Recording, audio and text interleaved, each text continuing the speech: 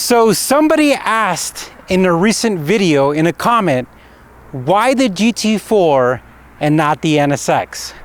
So why did I sell the GT4 and not the NSX? Well guys, the NSX has survived another round. As you know, we sold our Supra over the NSX, but this time it wasn't really the NSX versus the GT4. It was just that the GT4 was at a place that we were ready to sell it. But if those two cars were head to head, which one would have I've kept? Well, it would have been the NSX. But if you did not receive a rose, please take a moment and say your goodbyes. The NSX is a Honda, and I mean, everyone knows that Hondas are reliable, which is a good thing. When I was looking for a generator for in case of emergencies, the first one I picked up was a Honda, and I was like, good, because in case of emergencies, you know, keep going. And the NSX is the same way. When I do the oil change, it's just so easy. Like, you just remove a wheel and boop, you're ready to go.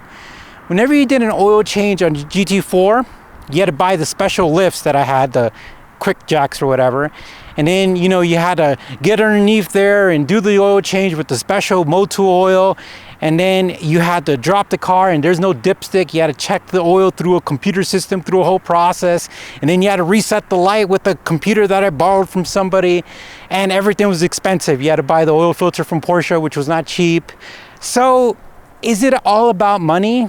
Well, the GT4 is a great car. Want the truth? You can't handle the truth. We had it for a long time, put 5,000 miles on it and did a lot, right? But the thing about the NSX is that even though I take care of it, I kind of feel a little crazy with it. Like I'm kind of willing to try things. Like I hooked up some random Amazon like lighting kit on it. Or, you know, I tried doing carbon fiber stuff that's not the real stuff, but actually looks really good.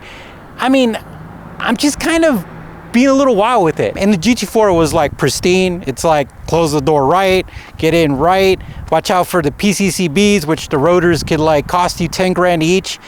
You know, we just had to let it go. But right now, I just really enjoy having a bunch of cool cars. But if I had to have one car in the garage, most likely would be a Porsche because they do everything correctly.